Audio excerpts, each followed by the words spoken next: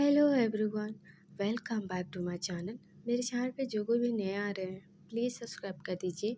Video को like और comment करके ज़रूर बताना कि आज की स्टोरी आप लोगों को कैसी लगी। तो चलिए स्टोरी शुरू करते हैं। पिछले पार्ट में हमने देखा था विंग अपने फ़ोन में अपने वॉइस को रिकॉर्ड करता है और वांगजी को भेज देता है और वांगजी के तस्वीर को अपने चेस्ट से लगाकर बेड पर वैसे ही लेट जाता है और रोने लगता है। दूसरी तरफ वांगजी के रूम में दिखाया जाता है। वांगजी का रूम पूरे अंधेरे में डूबा हुआ था। वांगजी के रूम में हर जगह अंधेरी थी। वांगजी के रूम में वाइन की स्मेल आ रही थी। वांगजी बेड के सहारे फर्श पर बैठा था। वांगजी के एक हाथ में वाइन का गिलास था और दूसरे हाथ में फोटो एल्बम, जिसे पलटकर वो बार बार देख रहा था।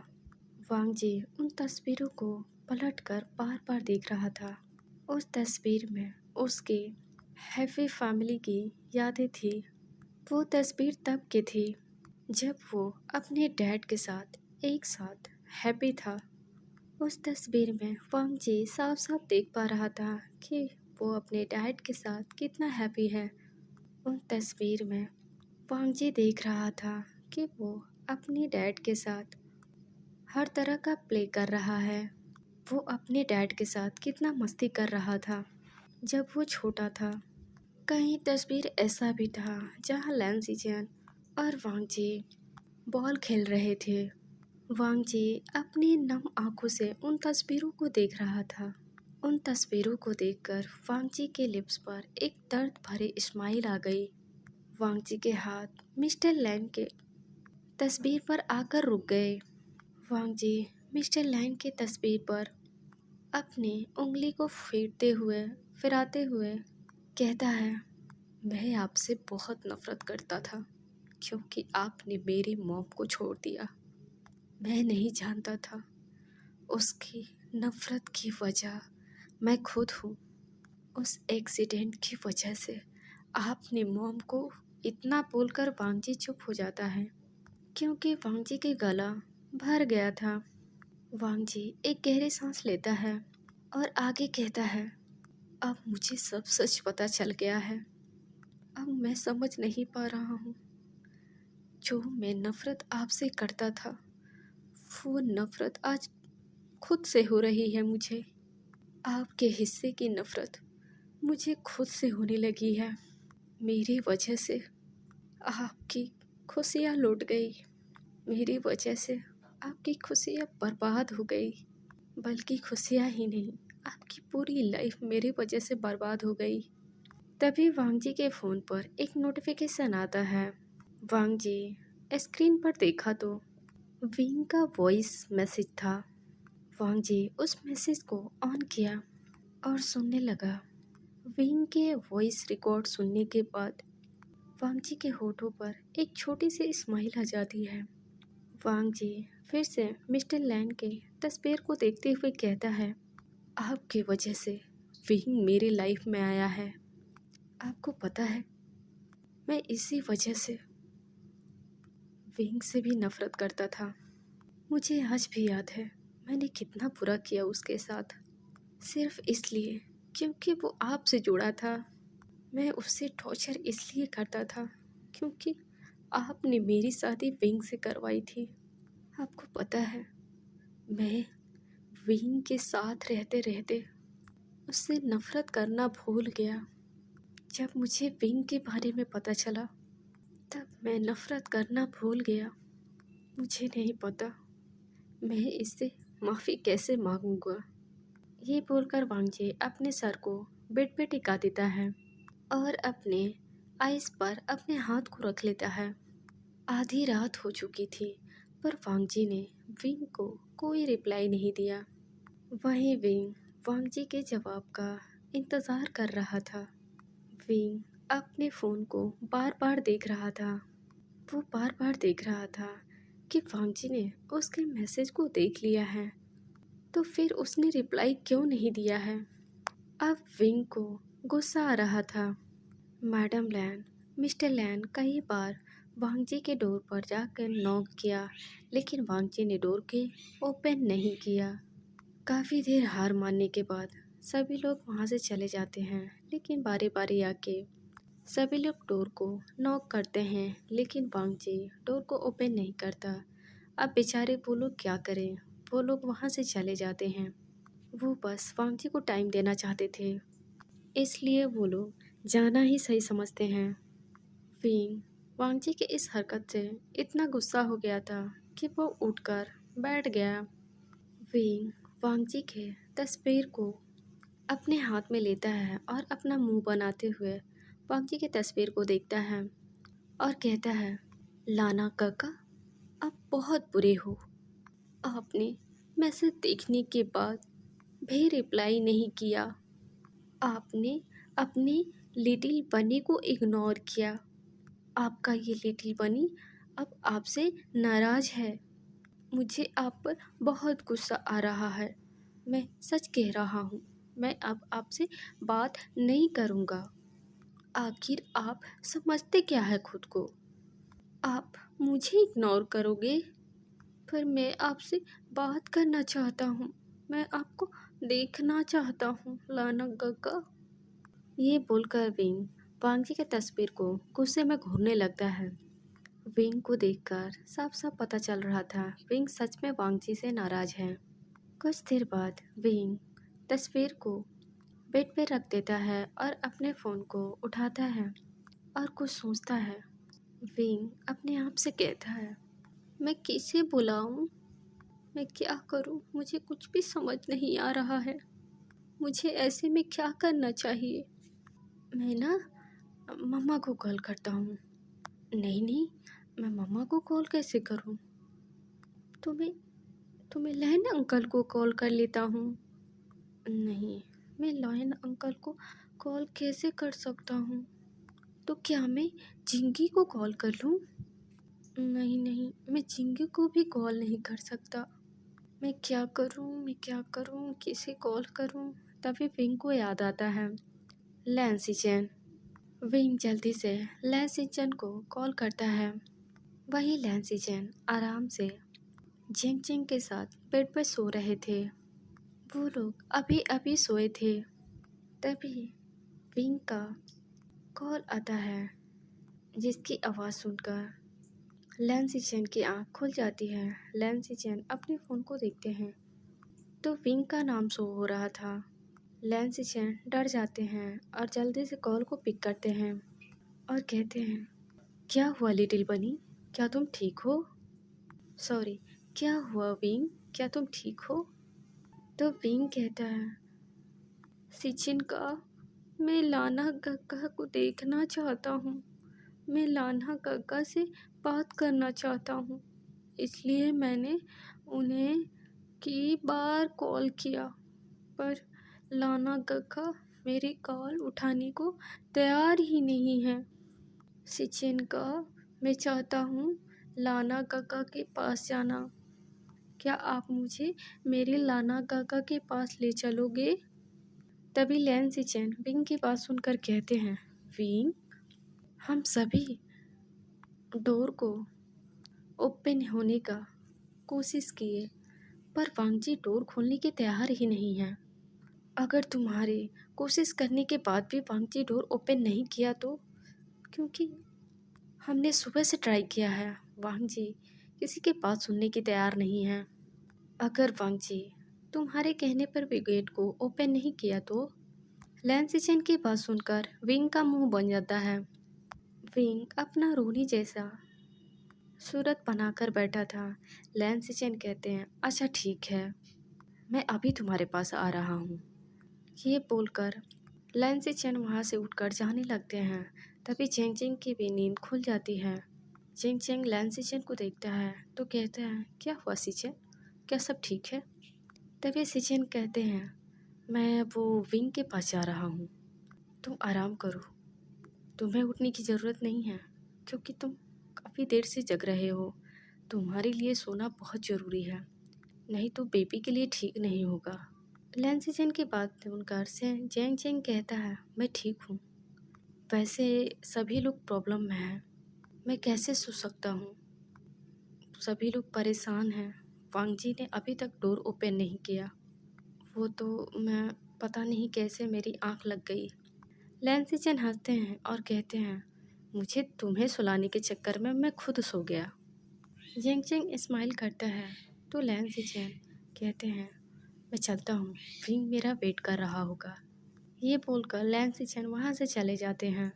लैंसी चैन सीधा विंग के पास आते हैं तो देखते हैं विंग अपने मुंह को फुलाए बैठा था।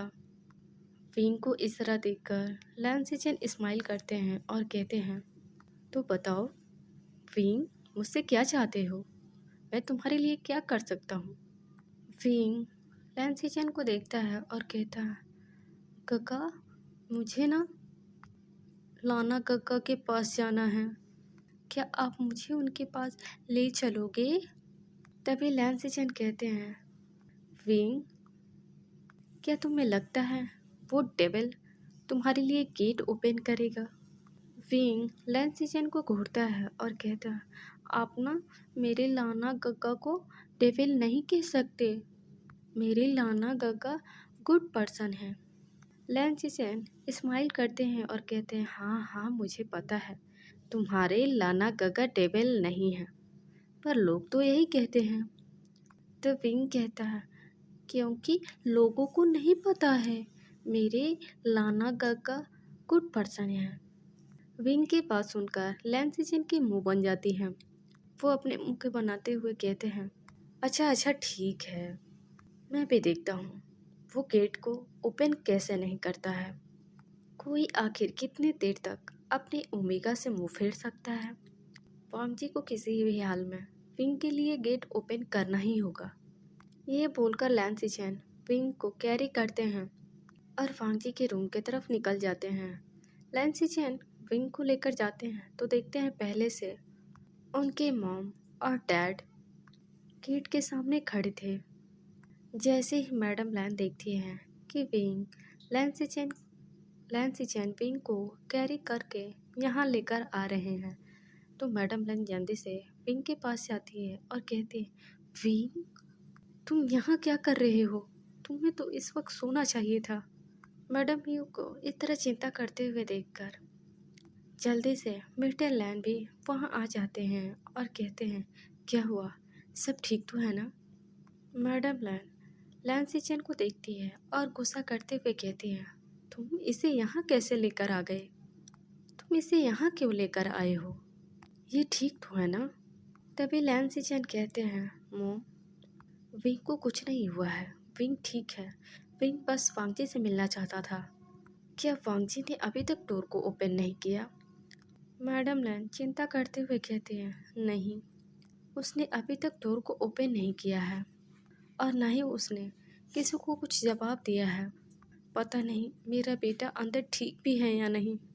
मुझे वांगजी के लिए बहुत डर लग रहा है। पता नहीं किस हाल में होगा मेरा बेटा। ये बोलकर मैडम लैन रोने लगती हैं। तभी मिस्टर लैन मैडम लैन को शांत करवाते हैं और कहते हैं, लैन हुआ, तुम चिंता मत करो, वो हमारा बेटा है, वो खुद के साथ कुछ गलत नहीं होने देगा। तभी लैंसी चैन कहते हैं, मोम, अब फिक्र मत करो, अब मुझे लगता है वांगजी बहुत जल्द डोर को ओपन कर देगा। अब देखना वांगजी कैसे डोर के ओपन करता है, क्योंकि मैं वांगजी की डोर की लेकर आया हूँ। ये बोलकर लैंसी चैन विंग की तरफ इशारा करते हैं। लैंसी चैन के फेस पर एक बड़ी सी स्माइल थी। लैंसी चैन की बात सुनकर मैडम लैन मिस्टर लैन दोनों ही स्माइल करने लगे। लेकिन विंग सिर्फ लैंसी चैन को देख रहा था, क्योंकि उसे कुछ भी समझ नहीं आया कि अभी लैंसी चैन उसे की क्यों कहा।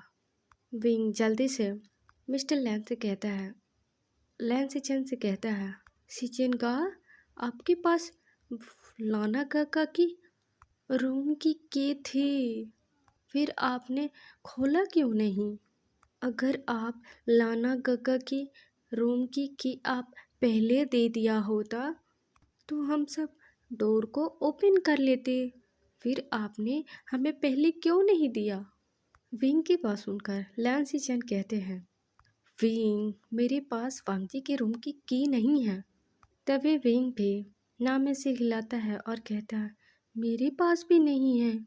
मैंने देखा आपने मम्मा और लैन अंकल से कहा कि आपके पास लाना काका की रूम की है।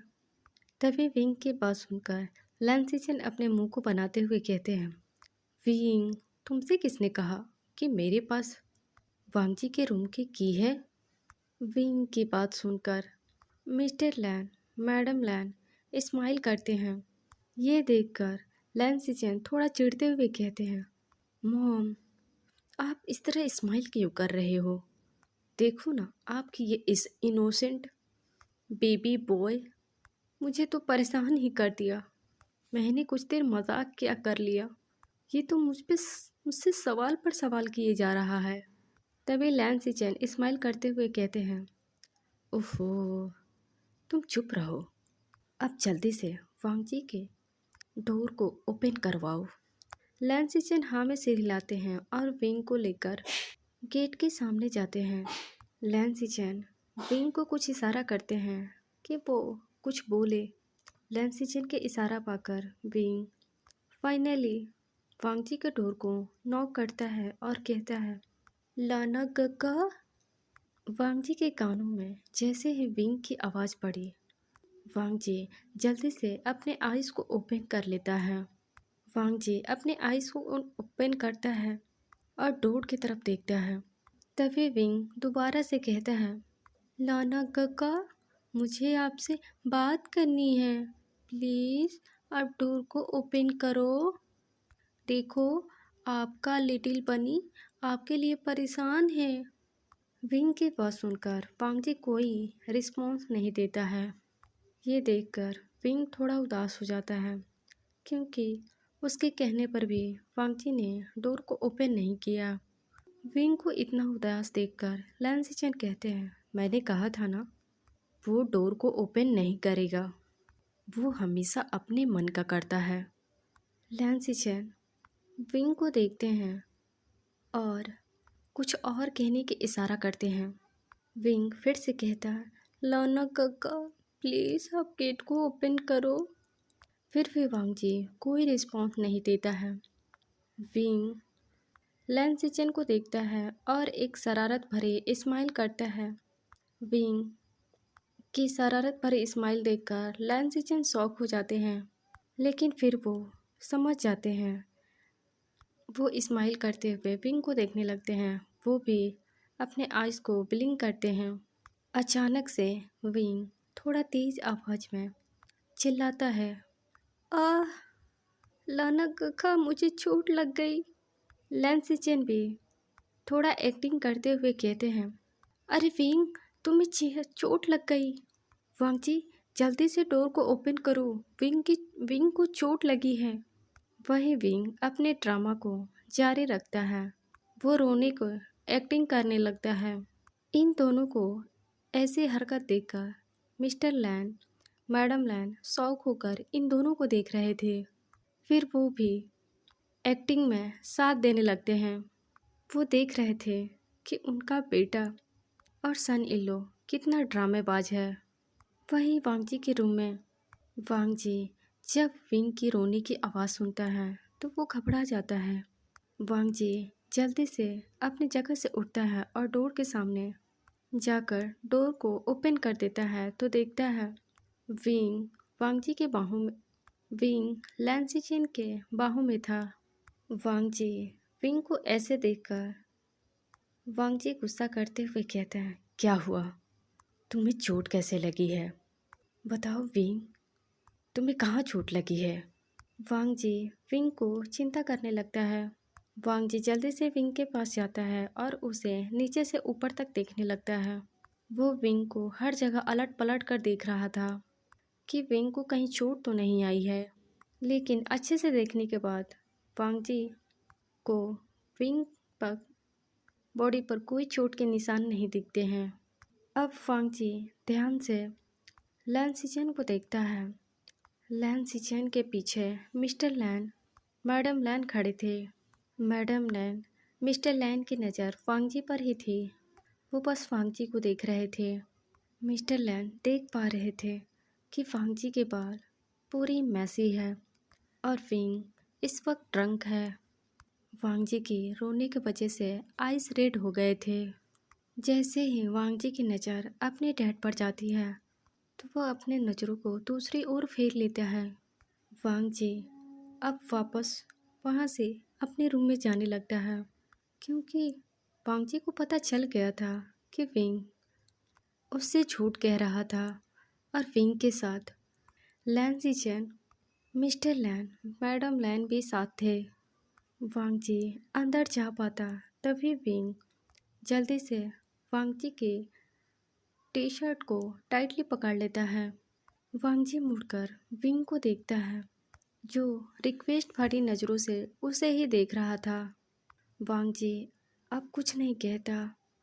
वो विंग को वांगजी के विंग को लैंसीचेन के पाँव से ले लेता है और डोर को बंद कर देता है। विंग इस वक्त वांगजी के बाहों में था। ये देखकर लैंसीचेन स्माइल करते हैं कि फाइनली वांगजी विंग के साथ है। लैंसीचेन स्माइल करते हैं और अपने मॉम डैड को देखते हैं और कहते हैं, मॉम, मैंने कहा था ना कि वांगजी विंग के लिए डोर को ओपन ज़रूर करेगा। लैंसीचेन की बात सुनकर मिस्टर लैन, मैडम लैन स्माइल करते हैं। फिर वो कहते हैं, हाँ, मुझे अच्छा लगा वांगजी हमारा नहीं सुना पर विंग का तो सुना। वो लोग स्माइल करते हैं और फिर वहाँ से चले जाते हैं। वही रूम के अंदर विंग अपने आँखों को बड़ी बड़ी कर कर उस रूम को देख रहा था। वांगजी के रूम में हर जगह वाइन के बोतल पड़े हुए थे जो खाली थे। तभी विंग की नज़र वहाँ पर पड़े एल्बम पर जाती है। विंग को उस रूम में वाइन की स्मेल आ रही थी। वांगजी सभी चीज़ों को देखता है कि उसके हर एक चीज़ इधर उधर बिखरे हुए थे, लेकिन वांगजी कुछ नहीं कहता। वो विंग को लेकर जाता है और बेड पर बैठा देता है और कहता है, लिटिल बनी, तुम यहाँ क्यों आए हो? तुम्हें यहाँ आने की ज़रूरत नहीं थी। तुम बेड से उतरकर अपने रूम से बाहर आए थे। वांगजी इस वक्त विंग की तरफ अपना बैग किए हुए था। वो विंग को नहीं देख रहा था। पता नहीं क्यों वांगजी अपनी नज़रों को विंग से नहीं मिला पा रहा था। वांगजी की ऐसी हरकत देखकर विंग कुछ नहीं कहता है। वांगजी विंग के तरफ बैग किए हुए कहता है, बताओ तुम यहाँ क्यों आए हो? विंग फिर भी कुछ नहीं कहता है। वांगजी एक गहरी सांस लेता है और विंग की तरफ मुड़ कर देखता है। वांगजी देखता है कि विंग रो रहा था। वांगजी देख पा रहा था कि विंग काफ़ी देर से रोया था। उसके पूरे फेस रेड हो गए थे, उसके आइज़ रेड हो गए थे। वांगजी एक गहरी सांस लेता है और कहता है, तुम रो क्यों रहे हो? तुम्हें क्या हुआ है? वांगजी की बात सुनकर विंग अपना सर ना में हिलाता है और अपने फिंगर से बालकनी की ओर इशारा करता है। वांगजी एक नज़र बालकनी को देखता है और फिर वांगजी विंग से पूछता है, क्या तुम वहाँ जाना चाहते हो? तो विंग जल्दी से हाँ में सिर हिलाता है। वांगजी विंग को अपनी गोद में उठाता है और बालकनी में लेकर चला जाता है। विंग बालकनी में आने के बाद एक गहरी सांस लेता है क्योंकि उसने काफ़ी देर से अपने सांसों को रोक कर रखा था। ये देखकर वांगजी विंग को आराम से बालकनी के काउच पर बिठाता है। वांगजी अपने घुटने के बल विंग के सामने बैठ जाता है और विंग को टाइटली हग कर लेता है। वांगजी विंग के बैग को सहलाने लगता है। थोड़ी देर बाद जब विंग नॉर्मल होता है तो वांगजी विंग के फेस को अपने दोनों हाथ में लेकर कहता है, क्या तुम ठीक हो? विंग हाँ में सिर हिलाता है। अभी तुम्हें क्या हुआ था? तभी विंग कहता है, वो लाना का मुझे ना वो स्मेल पसंद नहीं आ रही थी, इसलिए ना मैं सांस नहीं ले पा रहा था। विंग की बात सुनकर वांगजी अपने आँखों को टाइटली बंद कर लेता है और एक गहरी सांस लेता है। वांग जी वहाँ से उठकर जाने लगता है। ये देखकर विंग वांग जी के हाथों को पकड़ लेता है और कहता है, लाना काका, आप कहाँ जा रहे हो? वांग जी कहता है, माय लिटिल बनी, मैं 10 मिनट में आ रहा हूँ, तुम बस मेरा वेट करो। ये बोलकर वांग जी अपने हाथों से विंग का हाथ छुड़ाता है और रूम के अंदर चला जाता है। वांग जी अपने फ़ोन को उठाता है और एक सर्वेंट को कॉल करता है। कुछ देर बाद वो सर्वेंट गेट को नॉक करता है तो वांग जी गेट को ओपन करता है। सर्वेंट वांग जी के सामने आकर खड़ा हो जाता है और ग्रीट करता है। वांग जी कहता है, अभी के अभी इसे क्लीन करो। वो सर्वेंट कहता है, ओके मास्टर। ये बोलकर वो सर्वेंट उस रूम को क्लीन करने लगता है। वांग जी शावर लेने के लिए अंदर चला जाता है। वांग जी कुछ देर के बाद शावर लेकर आता है तो देखता है रूम पूरी तरह से क्लीन था और वो सर्वेंट भी जा चुका था।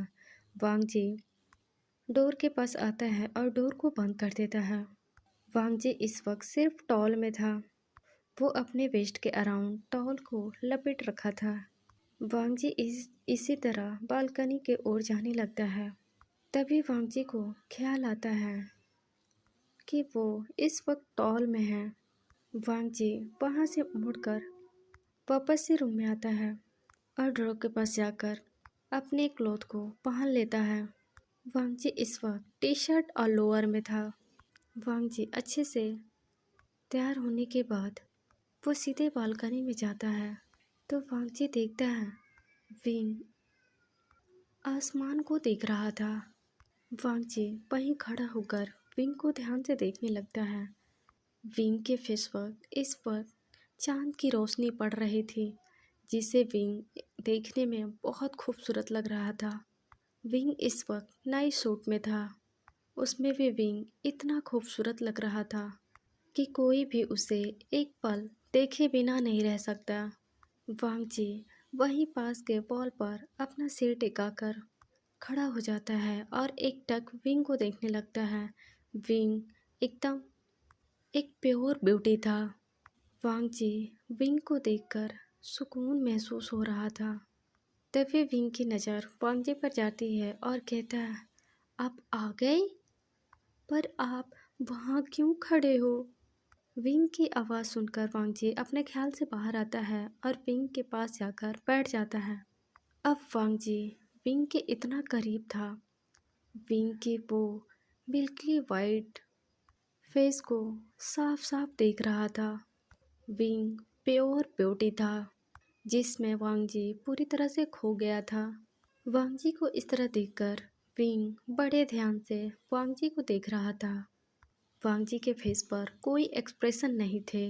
विंग देख पा रहा था कि वांग जी अंदर से कितना टूटा हुआ है।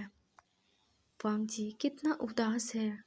वांग जी की सैडनेस विंग साफ साफ देख पा रहा था।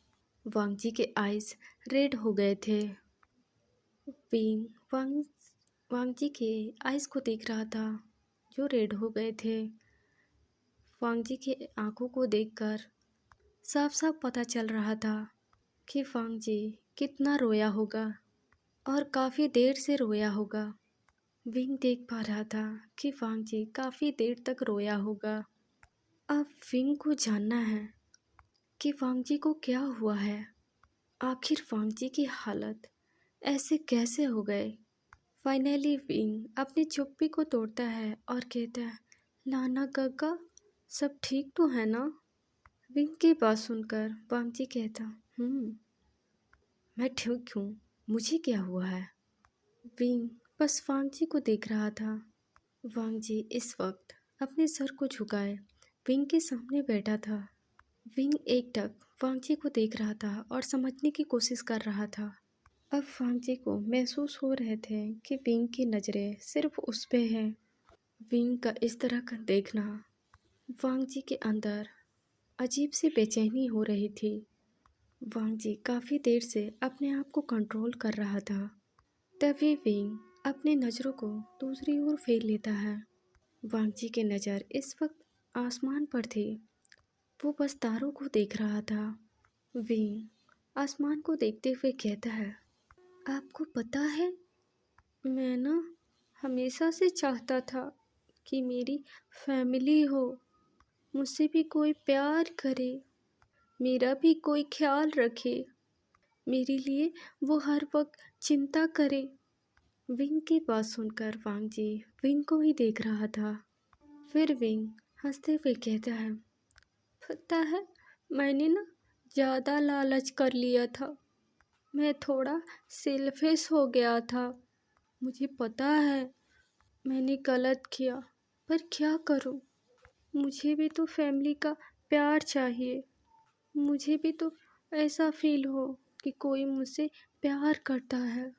आपको पता है, मेरे पास भी फैमिली था, लेकिन वो लोग मुझे कभी अपना नहीं मानते।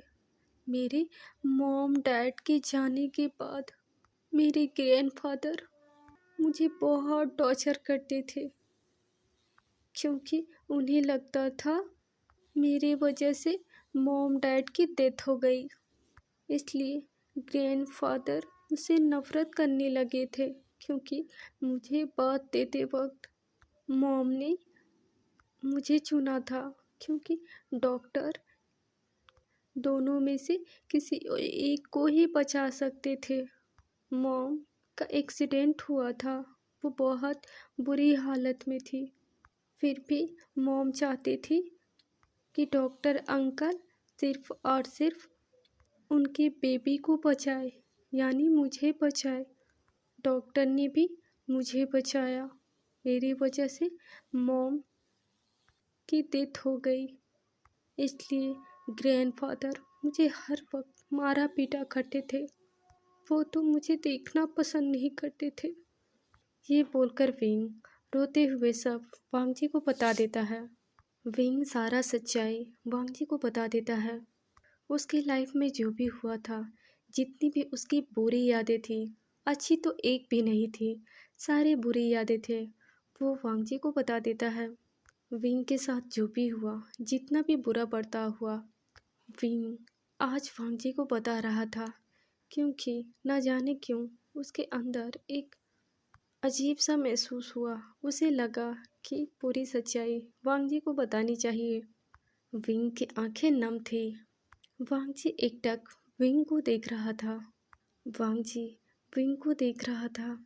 वो देख रहा था कि विंग की आंखों में वो सच्चाई, विंग अंदर से कितना टूटा हुआ है, वो देख रहा था। वांगजी देख रहा था विंग की वो नमी। वांगजी विंग के आंसू को महसूस कर पा रहा था। विंग अपने मॉम डैड, अपने फैमिली के बारे में अपने नम आंखों से वांगजी को बता रहा था। विंग की टेरी आइज को देखकर वांगजी के दिल अंदर से टूट रही थी। वांगजी को विंग के दर्द महसूस हो रहे थे। सब कुछ बताने के बाद विंग गहरी सांस लेता है और आगे कहता है, मुझे ना बहुत बुरा लगता था कि मेरी वजह से मॉम की डेथ हो गई। मैं जब भी सोचता हूँ कि मम्मा ने मुझे बचाने के लिए अपनी जान गंवा दी। वो बस मुझे इस दुनिया में लाना चाहती थी ताकि मैं इस दुनिया में आऊँ, पर वो नहीं जानती थी कि मुझे जिस दुनिया में लाना चाहती है, मुझे उसी दुनिया से नफ़रत हो जाएगी। जब भी ग्रैंडफादर मुझसे कहा करते थे कि मैं अपने मॉम डैड की मौत का जिम्मेदार हूँ, मेरे दिल हजारों टुकड़े में टूट जाते हैं। मैं भले ही छोटा हूँ, पर मुझे सब समझ में आता है। वांगजी विंग के सामने अपने घुटनों पर बैठा था। वो बस विंग के आंखों में देख रहा था। वांगजी विंग के फेस को अपने दोनों हाथों में लेता है और उसके आंखों में देखते हुए कहता है, विंग प्लीज़ अब आगे कुछ मत कहो। विंग रोते हुए कहता है, नाना गगा, आपको पता है मैं एक अनाथ हूँ। मेरे पास कोई फैमिली नहीं है। मेरे पास ग्रैंडफादर होते हुए भी मैंने अनाथ की तरह बिताया अपनी लाइफ। लेकिन अब मुझे पता है मैं अनाथ नहीं हूँ। मेरे पास भी फैमिली है। मेरे पास आप हो। जिनके पास फैमिली होती है वो अनाथ नहीं होते। विंग की बात सुनकर वांग जी की आंखें नम हो जाती है। वांग जी एकटक विंग की आंखों में देख रहा था। पता है लाना काका, मैं जब भी सोचता हूँ मेरी वजह से मेरी मॉम की डेथ हो गई, मैं हर वक्त सोचता हूँ कि मैं मॉम के साथ क्यों नहीं मर गया। मेरी मॉम मुझे छोड़ कर चली गई, मैं उनकी जगह क्यों नहीं चला गया। मुझे इतना बुरा होता, मुझे बहुत बुरा लगता है अपने फैमिली के लिए। कभी कभी मेरा मन कहता है मैं क्यों पैदा हुआ, मैं अच्छा होता मैं इस दुनिया में बर्थ ही ना लेता। विंग बस इतना ही कह पाया। वांग जी के हाथ विंग के फेस पर टाइट हो गए। वांग जी विंग की आंखों में देखते हुए कहता है, बस करो, अब मैं और नहीं सुन पाऊंगा। तुम्हें पता भी है तुम क्या कह रहे हो विंग? तुम मुझसे दूर जाने को कह रहे हो। प्लीज़ ऐसी बातें मत कहो। तुम्हारी मॉम के साथ जो भी हुआ उसमें तुम्हारी कोई गलती नहीं है। तुम तो उस वक्त बर्थ भी नहीं लिया था। तुम्हें पता है विंग, अगर तुम नहीं होते तो मेरा क्या होता? मैं कभी सुकून से नहीं रह पाता। ये बोलकर वांग जी विंग के हाथों को अपने चेस्ट पर रख लेता है। वांग जी के हार्ट बीट बहुत फास्ट थे। विंग ने जब कहा कि काश वो अपनी मॉम की जगह वो इस दुनिया को छोड़ देता, तभी वांग जी की हार्ट बीट इतनी फास्ट हो गई। ये बात वांग जी को बहुत बुरा लग रहा था। विंग अपने हाथों को वांग जी के चेस्ट पर रखे वांग जी के हार्ट को महसूस कर रहा था। विंग की नज़रें इस वक्त वांग जी से मिल रही थी। विंग एकटक वांग जी को देख रहा था। विंग अपने नम आँखों से वांग जी के हार्ट को महसूस कर रहा था, जो बहुत ही फास्ट हो गए हैं। तो चलिए गाइस, मैं इस स्टोरी को यहीं रोकती हूँ। मैंने बहुत मुश्किल से रिकॉर्ड किया है क्योंकि मेरी तबीयत ठीक नहीं है और मैं आप लोगों को वेट नहीं करवाना चाहती थी, इसलिए मैंने सोचा क्यों ना रिकॉर्ड कर लूँ। आपको मेरी आवाज़ से पता चल गई होगी कि मेरी तबीयत ठीक नहीं है।